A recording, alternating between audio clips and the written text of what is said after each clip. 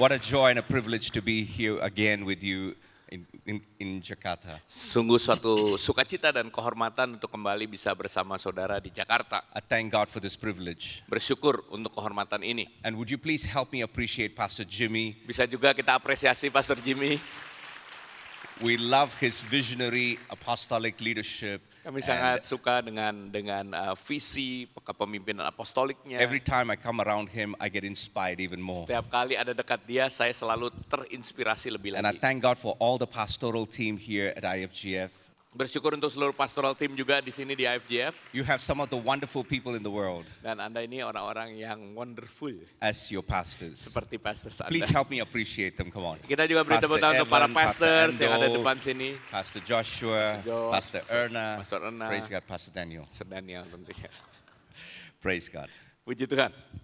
This morning, Pagi hari ini, I want to speak on the subject of pathway to possession. saya mau berbicara mengenai jalan kepada barang-barang yang bisa kita miliki. As you start in the book of Joshua, Pada waktu kita memulai dengan kitab Yosua, I want to take you and give you an overview of the book of Joshua and then focus on chapter 5.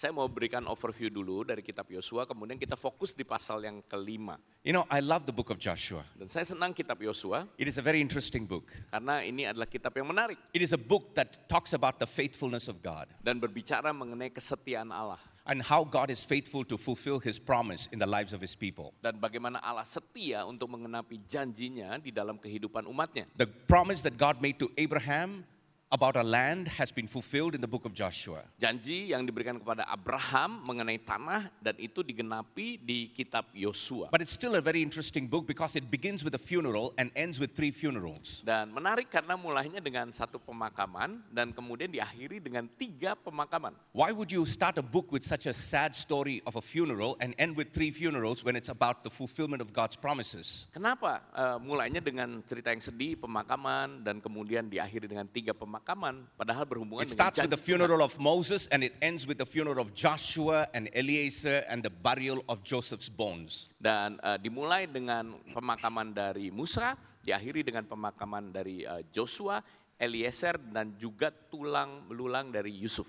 In other words, the book is about the theology that God is faithful to fulfill his promise even though the people he promised to is not around. Dan ini menandakan bahwa Tuhan itu tetap setia walaupun orang yang diberikan janji itu sudah nggak ada lagi. God may bury his workmen, but he will continue with his work. Dan Tuhan bisa mungkin melihat keadaan di mana seorang yang diberikan janji itu sudah dikuburkan, tapi pekerjaan Allah masih terus berlangsung. So the book of Joshua has 24 chapters. Dan kitab Yosua ada 24 pasal. The first chapter deals with the commission of a new generation, Joshua and his generation. Pasal yang pertama berbicara mengenai penugasan ya untuk Yosua dan generasinya. In chapter 2 to chapter 4, they are crossing over from the wilderness into the promised land. Dan pasal yang kedua sampai pasal keempat mereka menyeberang ya dari padang gurun kepada tanah perjanjian. In chapter 6 to chapter 12, they deal with the conquest, the conquering of the land.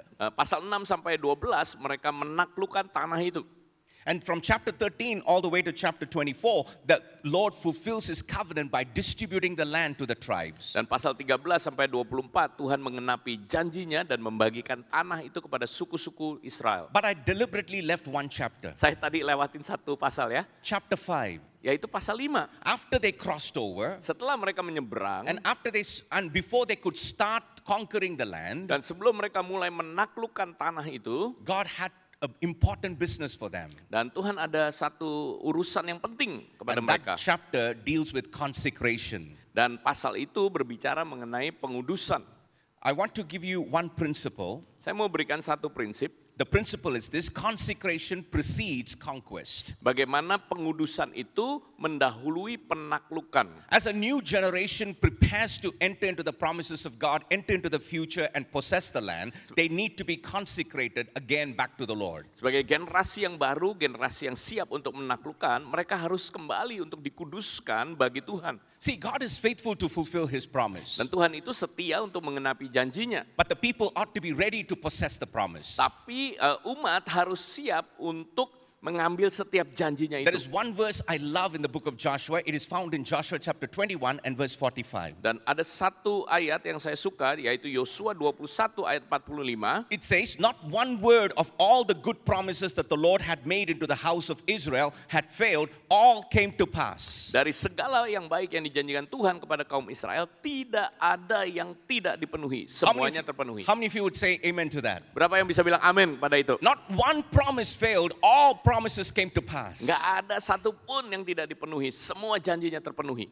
But before they could enter into the land, before they could possess the promises, God wanted to put first things first. Tapi sebelum mereka bisa memiliki setiap janji daripada Tuhan itu, Tuhan harus melakukan hal yang utama dulu. See, it is very interesting when there is a transition that happens. Menarik kalau kita memperhatikan ada transisi yang terjadi. See, when an airplane is on the runway and it's about to take off, Ketika pesawat ada di runway dan siap untuk terbang, it is an important time ini waktu yang sangat penting. because it is a transition time. Karena ini adalah waktu transisi. And that's why the pilot will always announce this. He will say, walk around, take your time, do whatever you want, feel like going to the toilet, go and have a cup of tea. Nah, biasanya pilot akan ngomong, santai aja, jalan-jalan, kalau mau ke toilet silakan, kalau mau minum kopi silakan. Is that what he will say? Apa itu yang dibilang? No, he will say, Enggak. sit down, Dia bilang harus duduk, buckle up, harus difasten seatbeltnya, no tea, nggak boleh minum, no hot drinks, ya nggak boleh minuman toilet panas, break. nggak boleh ke toilet dulu, sit down. duduk. Why? Kenapa? Because transition time is a critical time. Karena waktu transisi ini adalah waktu yang sangat kritis. Anything can happen. Apapun bisa terjadi di situ. The unexpected can Hal happen. yang tidak diduga bisa terjadi. So we need to pay attention. Itu sebabnya kita harus perhatikan. So as they crossed into the promised land, God says he takes a whole chapter 5 to deal with the important things. Dan pada waktu mereka menyeberang, Tuhan pakai seluruh pasal 5 ini untuk berurusan dengan hal yang penting. So as we study this text in chapter 5, Dan kalau kita pelajari pasal kelima ini, we are going to study the whole chapter, kita akan lihat seluruh pasal dari but I'm pasal going to 5. divide this whole chapter into 2 portions. Saya mau bagi menjadi 2 bagian di sini. That God takes time to deal with the corporate people, the whole group of people. Yang pertama adalah Tuhan mau urusin dengan secara korporat ya, keseluruhan umat Israel. In the first 12 verses, he consecrates the entire congregation. 12 ayat yang pertama dia menguduskan seluruh umat. And then from verse 13 to verse 15, just 3 verses, he consecrates the commander. Dan pasal 13 sampai ayat 13 sampai ayat 15 dia menguduskan pemimpinnya. So I'm going to give you 2 things that are critical for us to consider as we transition into the future. Jadi ada 2 hal yang harus kita pertimbangkan dan perhatikan pada waktu kita transisi masuk ke masa depan. Let me give you 2 main points. Saya berikan 2 poin utama. There are 3 moments we must experience as a church. Ada 3 momen yang harus kita alami sebagai gereja. And then there are 3 shifts we must embrace as members. Dan kemudian ada 3 perubahan yang harus kita terima sebagai anggota. Because this is important as we enter into the future and possess the land. Karena ini sangat penting waktu kita masuk ke masa depan kita dan menerima semua janji Tuhan. See, God is a gracious God. Tuhan 40 years ago, they could have entered into the land and possessed it. Tuhan adalah Tuhan yang penuh dengan kasih karunia. 40 tahun sebelumnya sebenarnya mereka bisa masuk ke tanah perjanjian dan memilikinya. But that generation failed to obey God, failed to trust God. Therefore, they were wandering in the wilderness for 40 years. Tetapi generasi pada waktu itu gagal untuk mentaati Allah sehingga mereka muter-muter di padang gurun 40 tahun. But God is now bringing a new generation into the land. Dan sekarang Tuhan membawa generasi yang baru ke tanah perjanjian. And He's taking time to prepare them. Dan dia ambil waktu untuk menyiapkan mereka. So what is the 3 moments we must experience as a church? Jadi 3 momen apa yang harus kita alami sebagai gereja? From verse 1 to verse 12, there are 3 things that the children of Israel were asked to do. Dari ayat 1 sampai ayat 12 ada 3 hal di mana umat Israel harus lakukan. They were asked to circumcise the men that are 40 years and below. Nah, pertama disuruh sunat yang umurnya 40 tahun ke bawah. And they were asked to celebrate the Passover. Kemudian mereka harus merayakan Paskah. And then the Bible mentions that the manna stopped for the first time in 40 years. Dan untuk pertama kalinya dalam 40 tahun itu mananya stop.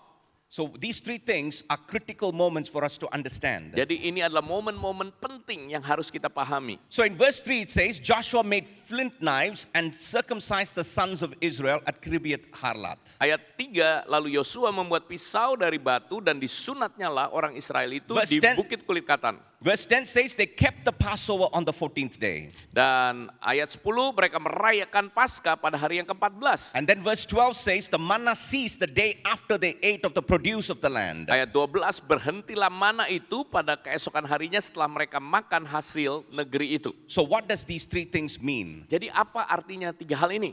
The first one, the circumcision, I want to highlight it as the moment of trust. Yang pertama mengenai penyunatan, saya mau highlight ini menjadi momen untuk percaya. Now, why is this a moment of trust? Kenapa ini momen untuk percaya? Look at the first three verses of Joshua. Lihat 3 ayat pertama dari Yosua 5. It says, as soon as all the kings of the Amorites who were beyond the Jordan to the west, and all the kings of the Canaanites who were by the sea, heard that the Lord had dried up the waters of the Jordan for the people of Israel until they had crossed over, their hearts melted, and there was no longer any spirit left in them because of the people of Israel. Ketika semua raja orang Amori di sebelah barat sungai Yordan dan semua raja orang Kanaan di tepi laut mendengar bahwa Tuhan telah mengeringkan air sungai Yordan di depan orang Israel, sampai mereka dapat menyeberang. Tawarlah hati mereka dan hilanglah semangat mereka menghadapi orang Israel itu. At that time, the Bible says, the Lord says to Joshua, make flint knives and circumcise the sons of Israel a second time. Dan pada waktu itu dikatakan untuk Yosua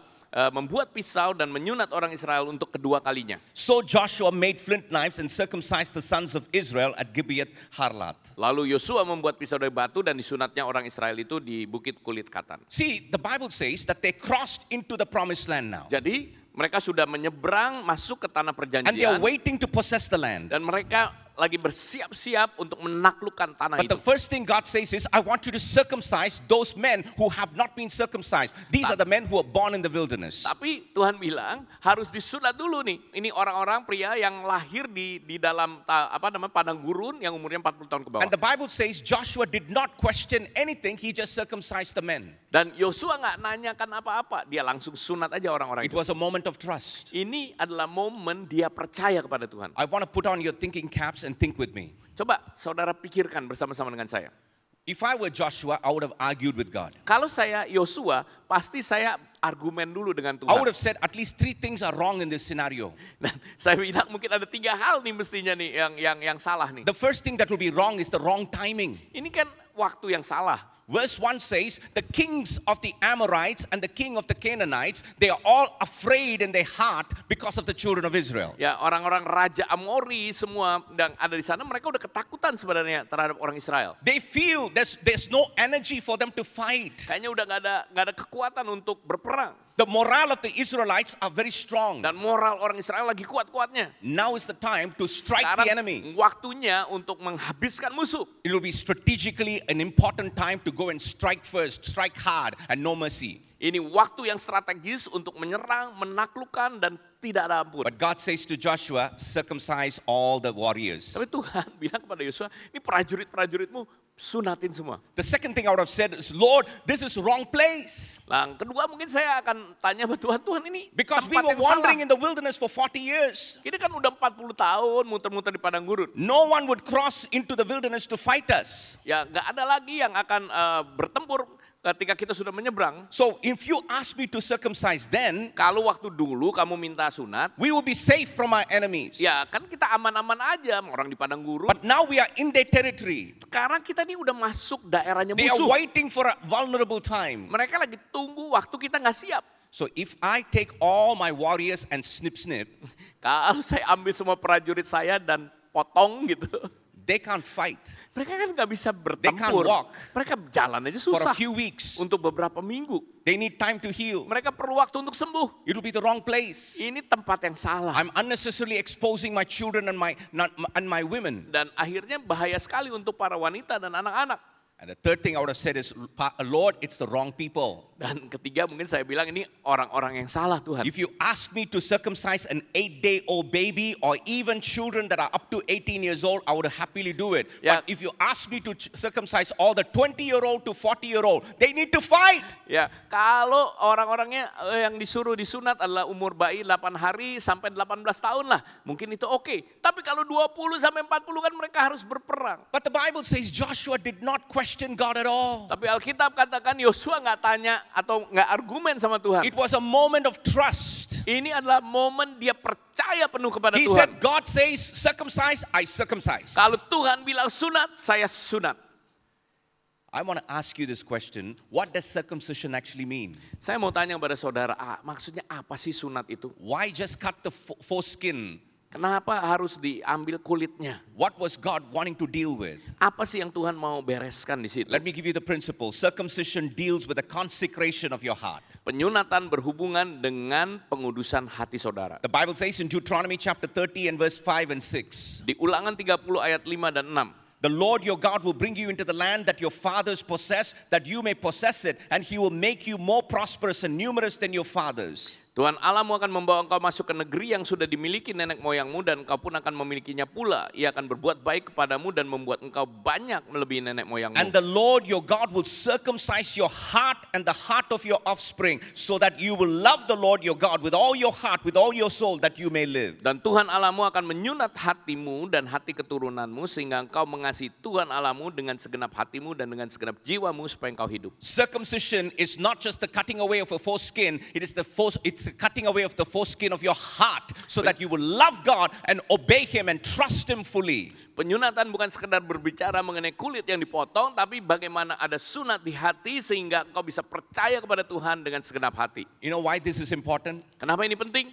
Because the previous generation did not trust God. Karena generasi yang sebelumnya tidak sepenuhnya percaya pada Because of their Tuhan. disobedience and because of their lack of trust, they wandered in the wilderness. Karena ketidaktaatan mereka muter-muter di padang gurun. And God reminds them of that. Dan Tuhan ingatkan mereka In tentang itu. verse 8 and verse 9 of Joshua 5, this is what the word of God says. When the circumcising of the whole nation was finished, they remained in their places in the camp until they were healed. Ayat 8 kata setelah seluruh bangsa itu selesai disunat, maka tinggallah mereka di tempatnya masing-masing di perkemahan itu sampai mereka sembuh. And verse 9 says, Dan ayat 9, and the Lord said to Joshua, today I have rolled away the reproach of the Egypt from you. firman Tuhan kepada Yosua, hari ini telah kuhapuskan celah Mesir itu daripadamu. I want to ask you this question. What is the reproach of Egypt? Saya mau tanyakan, apa sih celah Mesir itu? Reproach of Egypt is Celah Mesir when they came out of Egypt adalah pada waktu mereka keluar dari and Mesir wandering in the wilderness, dan muter-muter di padang gurun. they were always looking back and wanting to Mereka go back to selalu Egypt. melihat ke belakang, melihat balik ke Mesir.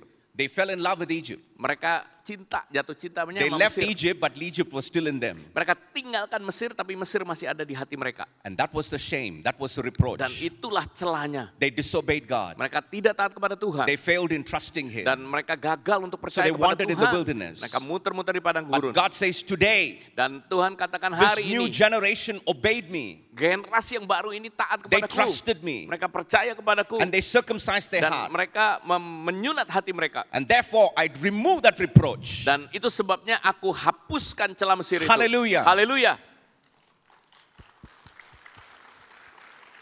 Amen. Amen. God says, Dan Tuhan bilang, I remove the reproach. aku hapus celah Mesir You know, in itu. many people's lives, including many pastors, there are a lot of reproach that we carry. Dan dalam kehidupan banyak orang, termasuk pastors, Shame from the past failures. ada celah yang kita masih bawa kadang-kadang dari masa lalu kita. That always is like something that is dragging us. Kayaknya jadi membuat kita berat kalau jalan. But when we come to learn to obey God and trust Him and circumcise our heart and deal with sin thoroughly, what God does is He removes that reproach once Tapi and kalau kita datang kepada Tuhan dengan penuh ketaatan dan kemudian menyunat hati kita, Tuhan akan hapus Can you say celah amen? di masa lalu itu. Can we say Bisa amen? katakan amin. Hallelujah.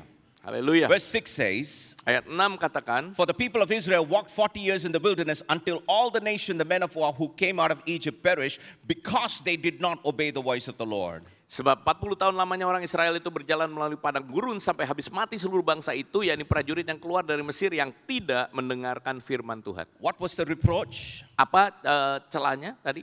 It is this verse where it says, because they did not obey the voice. Karena mereka enggak mentaati suara Tuhan. But this new generation, Tapi generasi yang baru ini, they take God at His word mereka pegang firman and they Tuhan trust Him dan fully percaya sepenuhnya and they obey Him. dan taat kepada Let me Tuhan. give you a principle. Saya berikan satu prinsip. Don't hold back from obeying God. Jangan menahan diri dari mentaati Tuhan. Would you read that together with me? Come on, 3, Bahasa Inggris 2, ya. 1. Don't hold back from obeying God. Hallelujah. Haleluya.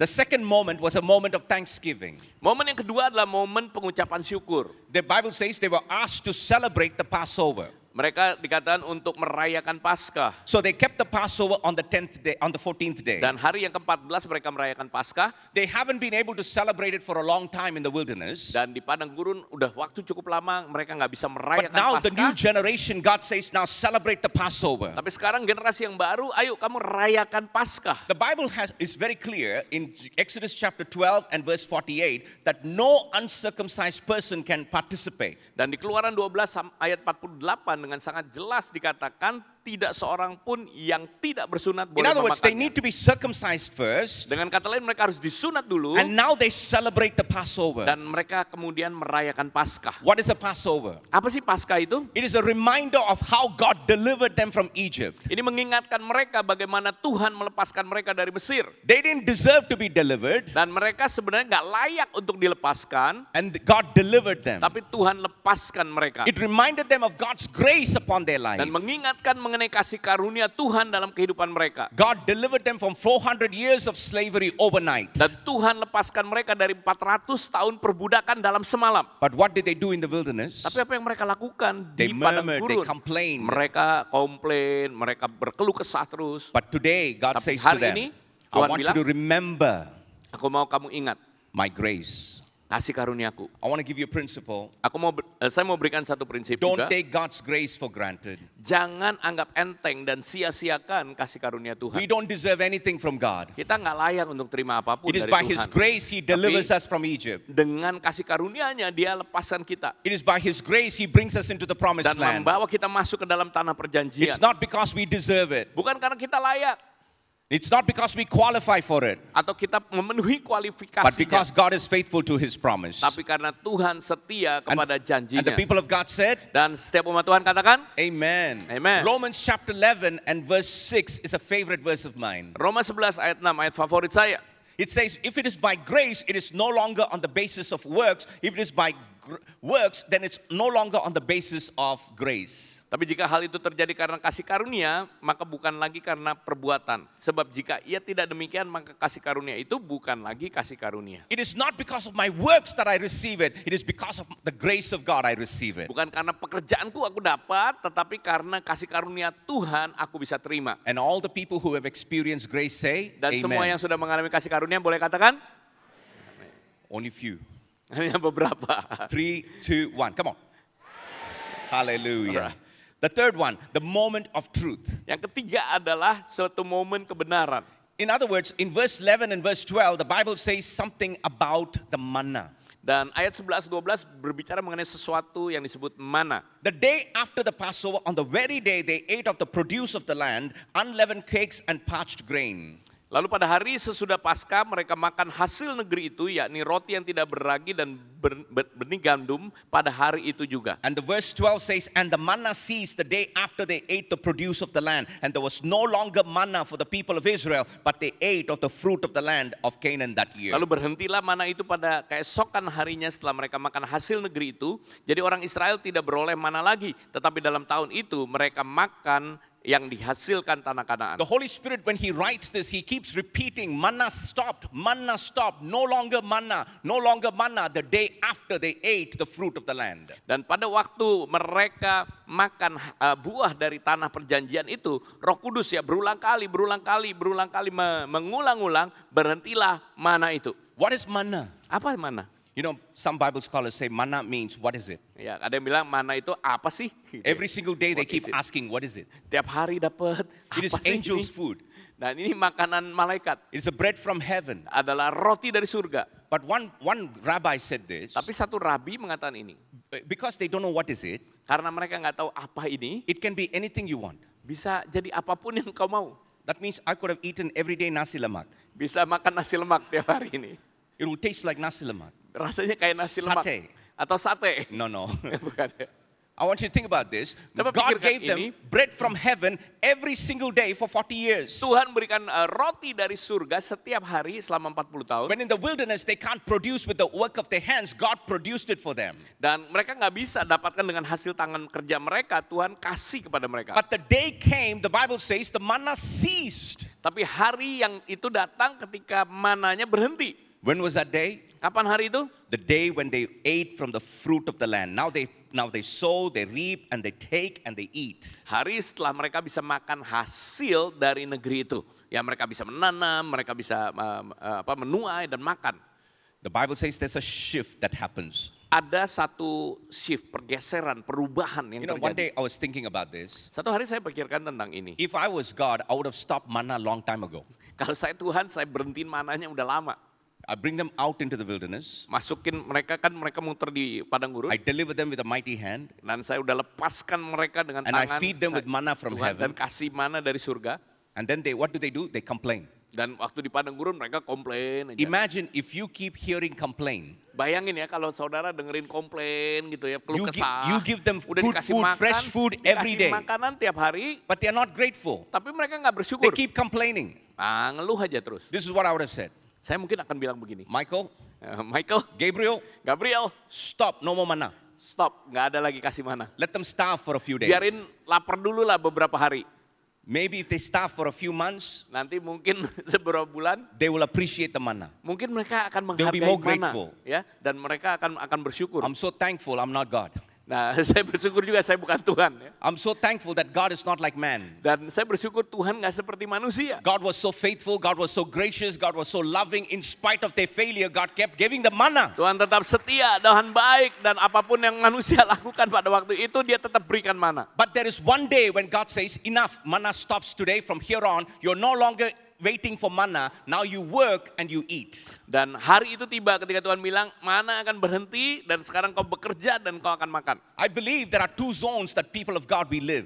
Dan ada dua zona di mana umat Allah hidup. We live in a miracle zone. Kita hidup di dalam zona mujizat What is a Tuhan. miracle zone? Apa itu zona mujizat? We can't do things for ourselves, so God does it. Kita nggak bisa lakukan untuk kita sehingga Tuhan yang lakukan We untuk can't kita. do it with our power. Kita nggak bisa dengan kekuatan kita. We don't have what it takes. Kita nggak punya apa yang harus But God dilakukan. moves the heaven and earth to make things happen for us. Tapi Tuhan membuka tingkap surga, membuat hal-hal terjadi untuk kita. That's the miracle zone. Dan itu adalah zona mujizat. But then God graduates you into a blessing zone. Tapi kemudian Tuhan meluluskan saudara ke zona berkat. In here, you don't see miracles. Di sini saudara nggak lihat mujizat, But God has blessed you with wisdom and God has blessed you with opportunities. God has blessed the work of your hands. And He says, now you work and I'll bless the work of your hands. tapi di sini Tuhan sudah memberikan hikmat, sudah memberikan kemampuan kepada saudara, sehingga ketika saudara bekerja, Tuhan katakan, aku akan memberkati hasil pekerjaan Not tanganmu. only will I bless it, I will multiply it. Bukan hanya aku sekedar berkati, tapi aku akan lipat gandakan. But the problem with many people is they keep wanting to go back to the miracle zone. Tapi banyak orang maunya balik ke zona mujizat aja. Lord, I want to see your Tuhan, miraculous. aku mau lihat mujizatmu. You know, if you want to be in the miracle zone, you have to be in the wilderness. Nah, kalau saudara mau ada di zona mujizat, saudara harus ada di padang gurun. Every day you want miracle, you need to have more problem. Ya, jadi kalau mau mujizat akan ada yang namanya lebih banyak masalah lagi. But God changes the method in which He blesses you now. Tapi Tuhan rubah metodenya bagaimana dia berkati But many saudara. people fall in love with the method that God used. Banyak orang jatuh cinta dengan metode yang Tuhan pakai. See, when a new generation rise up to take leadership, Pada waktu generasi yang baru kemudian ambil kepemimpinan, people who have been there longer will always want, why can't we do things like the old time? ya orang-orang yang udah lama selalu bilang, enakan zaman dulu. I love what we used to do. Kami suka apa yang dulu kami lakukan. I love those early days. Ya waktu-waktu zaman mula-mula dulu. But you know what? Tapi saudara, God has moved on to do new things now. nah Tuhan udah mulai maju melakukan hal-hal And in yang this baru. new things, it's even more exciting. Dan hal yang baru ini lebih bersemangat lagi.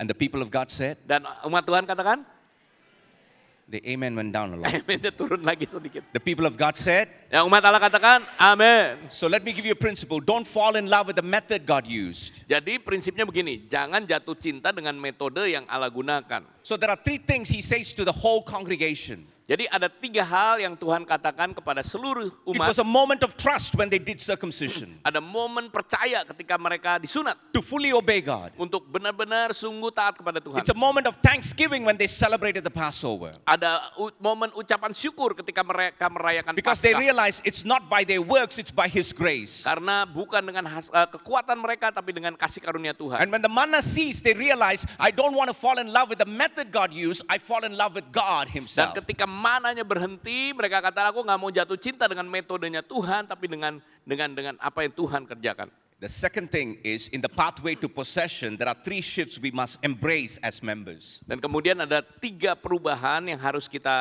terima, kita rangkul sebagai anggota. The first shift is a shift of perspective, the second is a shift of position, and the third is a shift of posture. Yang pertama adalah perubahan perspektif, kedua perubahan sikap, dan kedua perubahan posisi, ketiga perubahan sikap.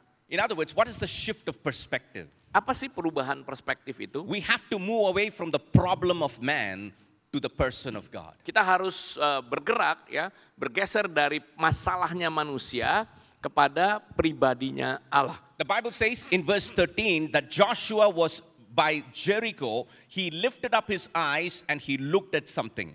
Dan ketika Yosua dekat Yeriko, ia melayangkan pandangnya dan dilihat sesuatu. What would he be looking at? Apa sih yang dilihat sama Yosua? What is in front of Joshua? Apa sih yang ada di depan Yosua? In front of Joshua was the wall of Jericho. Di depan Yosua adalah tembok Yeriko. This wall is a fortified wall. It goes all the way to heavens. Dan temboknya ini sangat tinggi sekali. It's a huge city. Dan ini kota yang besar, They Yeriko. can't take that city by any means. Dan nggak bisa sebenarnya mereka dengan peralatan apapun untuk So I'm menaklukkan Yeriko. sure Joshua was looking at this problem and saying, how am I going to overcome? How am I going to lead the children of Israel to possess this land? Dan Yosua pasti sedang lagi mikir, bagaimana saya memimpin umat Israel ini untuk masuk dan menaklukkan Yeriko. And while he is thinking like this, the Bible says, behold, a man was standing before him with a drawn sword in his hand. Tapi tiba-tiba di ayat 13 dikatakan, dilihatnya seorang laki-laki berdiri di depannya dengan pedang terhunus di tangannya. And this man says to him, are you for us? And Joshua asked him, are you for us or for our adversaries? Ya, apakah kamu untuk aku atau lawan? And he said, no, I'm the commander of the army of the Tapi Lord. dia katakan, akulah panglima bala tentara Now I Tuhan. have come.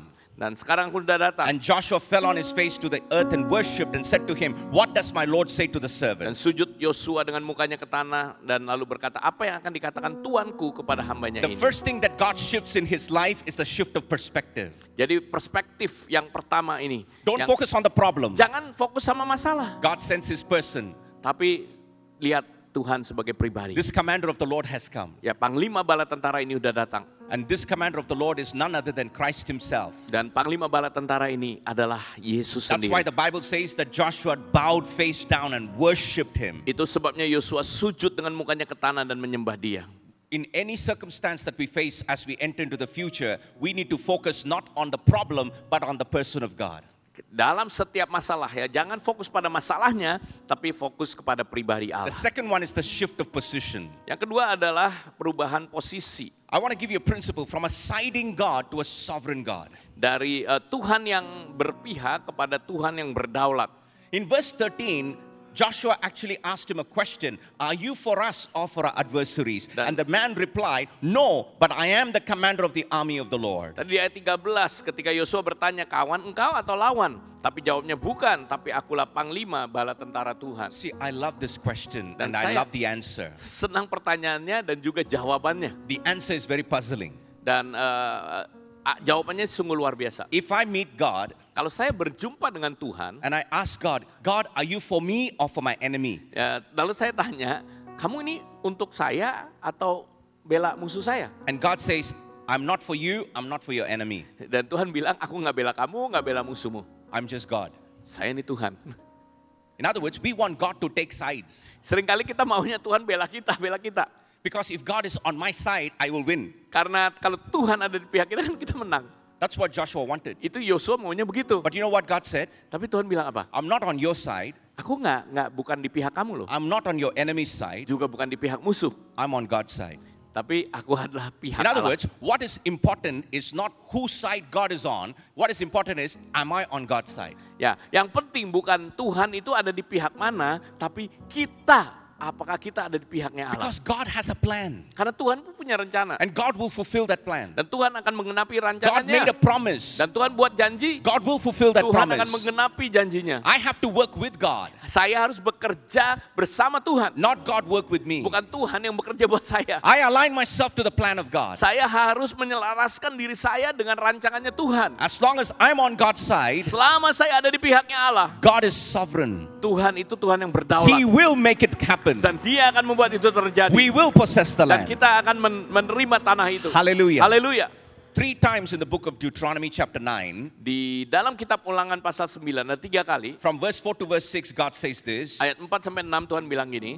do not say in your heart that it is because of my righteousness that God brought me to this point to possess the land. Jangan bilang karena dalam hatimu, karena jasa-jasa dan kebenaranmu Tuhan yang bawa aku untuk memiliki tanah ini. Again in verse 5 he says, not because of your righteousness. Ayat 5 juga bukan karena jasamu, kebenaranmu. Verse 6 again he repeats, not giving you this land to possess because of your righteousness. Ayat 6 juga bukan karena kebenaran dan jasa-jasamu kamu dapat. Sometimes we think, because I'm righteous, God will do everything for me. Kadang-kadang kita pikir kita ini udah benar, Tuhan akan lakukan segalanya buat aku. Our righteousness always fails. Kebenaran kita selalu gagal, saudara. Our works sometimes fails. Pekerjaan kita juga kadang gagal. But God is faithful. Tapi Tuhan adalah Tuhan yang setia. That's why the Bible says, even if you are faithless, He remains faithful. Walaupun kita nggak setia, Tuhan itu Tuhan yang tetap setia. Our God is not a siding God. Tuhan bukan Tuhan yang sekedar memihak, He's a sovereign God. tapi Dia Tuhan yang berdaulat. No one can thwart His purposes. Dan No one can thwart His purposes. ya, nggak ada yang bisa mengubah And rancangan whatever He tujuannya. promised will come to pass. Apa yang Dia janjikan itu akan terjadi. All I need to do is stand with Him. Dan yang perlu saya lakukan adalah berdiri bersama Dia. But if I walk away from Him, Kalau saya menjauh dari Dia, He will use the enemy to strike me. Dia akan pakai musuh untuk menyerang saya. Has He done that in the Bible? Apakah Dia lakukan itu di Alkitab? Yes. Ya. That's why the children of Israel went into exile. Nah, maka itu orang Israel akhirnya masuk ke dalam pembuangan. Because God is not a siding God. Karena Tuhan bukan Tuhan yang sekedar He's a sovereign berpihak, God. tapi Dia Tuhan yang It is our berdaulat. duty to follow Him, Dan tugas kita untuk mengikut Dia, to stay with Him. untuk bersama dengan Dia. That's the shift of position. Itu adalah perubahan posisi. Lastly, Yang terakhir, it's the shift of posture. perubahan sikap Let me postur give you kita. a principle. From readiness for warfare to rootedness in worship. Ini prinsipnya dari kesiapan untuk berperang kepada tertanam, berakar di dalam penyembahan. See, Joshua was ready for battle. Dan Yosua sedang siap untuk berperang. He was fully ready with all the armor. Udah semua dengan persenjataannya. He had a sword in his hand. Ada pedang di tangannya. He had a shoes in his feet. Dan juga ada sepatu kakinya. Probably he had all the armor. Punya semua perlengkapan He was senjata. ready for warfare. Siap untuk berperang. But then Tapi God says to him Tuhan katakan in kepada verse dia 14, di ayat yang ke-14. Joshua asked him $1 million question. Dan Yosua tanya ini pertanyaan $1 juta. What does my Lord say to his servant? Apakah yang akan dikatakan tuanku kepada hambanya ini? And the commander of the Lord's army said to Joshua, Dan panglima bala tentara itu berkata kepada Yosua, take off your sandals from your feet, tanggalkanlah kasutmu dari kakimu. for the place where you stand is holy. Sebab tempat engkau berdiri itu kudus. And Joshua did so. Dan Yosua berbuat demikian. If I was Joshua, Kalau saya Yosua, when God appears to me, kalau Tuhan muncul di and hadapan I have a saya, huge problem like Jericho, dan ada masalah yang besar seperti Yeriko, I want him to give me strategic advice of how to take the mount, or how to take the city. saya mau Tuhan kasih strategi gimana saya bisa memenangkan Give kota me a itu. military strategy. Kasih dong strategi militer. But you know what strategy God gave him? Tapi apa strategi yang Tuhan berikan? You're standing on holy ground. Kamu lagi berdiri di tempat yang Remove kudus. shoes. Lepaskan sepatumu. What strategy is this? Ini strategi apa? I tell you what strategy is that. Ya, apa strategi? The full armor, Ini semua perlengkapan senjata. Paul writes in Ephesians chapter 6. Paulus tulis di Efesus 6. It includes sandals. Termasuk ada kasut ya. It's one of the most important things Ini when you're kasut fighting in a sandal. battle. Penting banget kalau perang. Why? Kenapa? Because you have to climb mountains, Karena kau akan naik gunung cross rivers. dan menyeberangi sungai. You need good shoes. Perlu sepatu yang bagus. Good shoes represent, the sandals represent that you're ready for warfare. Ya, sandal, kasut, ya, sepatu. artinya kamu siap perang. But you know what God was saying to Joshua? Tapi apa yang Yosua, There's something more important than fighting. Tuhan katakan kepada Yosua, ada sesuatu yang lebih penting dari perang. You remove your shoes. Lepaskan sepatumu, Remove your shoes kasutmu. means Artinya, I have no other business. aku nggak ada urusan lain. I have no fight. Aku nggak perlu berperang. I just be in your presence. Tapi aku perlu ada di dalam hadiratmu. Hallelujah. Haleluya. You know why? Saudara tahu kenapa? You're not going to fight your way to possess the land. You're going to worship your way to possess the land. Karena Anda nggak akan bertempur untuk memiliki tanah itu, tapi Anda akan menyembah untuk memiliki tanah itu. Hallelujah. Haleluya. In other words, you wait Dengan kata before lain, Him. Anda menantikan Tuhan. It means I have no other business. Dengan kata lain, aku nggak ada urusan lain. Nothing else is urgent. Nggak ada yang urgent lah. I just spend time with you, Lord. Aku mau ada waktu bersama dengan And you know Engkau. what God says to him? Dan Tuhan katakan apa? The next week, you just walk around, you walk Minggu depan around, kamu you walk kelilingi around aja, in kelilingi silence Nggak usah ngomong apa-apa. for 6 days. 6 hari. On the 7th Tapi hari day, yang ke-7, you shout, kamu nanti akan bersorak. and these walls will come Dan down, tembok itu akan hancur and you will runtuh. possess every inch. Dan engkau akan memiliki seluruh You didn't kota have itu. to fight. Nggak harus bertempur. God did the fight. Karena Tuhan yang lakukan. Hallelujah. Haleluya. Are you ready to remove your shoes? Siap nggak untuk tanggalkan sepatumu? We need a shift in our posture, Ada perubahan postur sikap kita. and God moves on our behalf. Dan Tuhan yang akan bergerak Let's stand to untuk our feet. kita. Come on. Mari kita Hallelujah. bangkit berdiri sama-sama.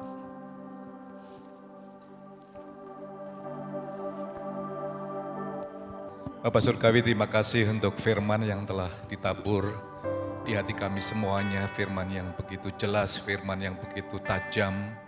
Untuk kami boleh entering to the future. Tuhan, biar firman ini boleh berbicara dalam hati setiap kami semuanya. In our personal life, in our family, in our ministry, in our business.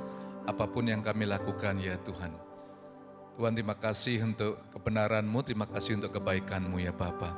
Engkau begitu baik, Engkau begitu dahsyat di dalam perjalanan kami semuanya. Oh, we give you praise, we love you Lord. Kami mengucap syukur ya Tuhan. Terima kasih ya Tuhan untuk kehidupan kami, supaya kami bisa mengalami transition demi transition dalam personal life, dalam kehidupan kami, di dalam pelayanan kami ya Tuhan, di dalam kehidupan dan bisnis, dimanapun Tuhan membawa kami untuk memasuki tanah perjanjian di dalam setiap kehidupan kami semuanya. Terima kasih ya Tuhan, terpujilah nama-Mu ya Bapa. Berapa banyak percaya bahwa firman itu untuk Anda semuanya yang diberkati? Angkat tangan buat Tuhan, beri tepuk tangan bagi Dia. God is a good God. Amin. Begitu dahsyatnya dalam setiap kehidupan kita. Saya percaya ini adalah firman untuk kita semuanya. Paul, it seems that you preaching to me, you know. Bagaimana transisi demi transisi dalam gereja kita semuanya, dan God is always good God, amin. Jadi the best transition adalah kalau kita mulai menyediakan hidup kita untuk kita worship Dia di dalam kehidupan kita, dan Tuhan akan melakukan semuanya, dan Tuhan akan memberikan mana daripada labor, daripada kehidupan Anda dan saya semuanya. Bapak Surgawi, terima kasih untuk hari ini. Jemaat Tuhan, pada hari ini jika engkau mendengar firman Tuhan, melakukan dengan segenap hatimu, Allah akan memberkati lumbung-lumbungmu hingga berlimpah-limpah. Engkau tidak akan meminta pinjaman, melainkan memberikan pinjaman. Allah akan menjadikan engkau menjadi kepala, bukannya ekor. Hidupmu yang akan dipenuhi dengan iman, pengharapan, dan kasih, sehingga apapun engkau lakukan di dalam nama Yesus Kristus, Dia akan membuat engkau berhasil hari ini sampai Maranatha. Dan semua yang percaya katakan, amin. God bless you. Beri salam satu dengan yang lain. Enjoy your fellowship. God bless.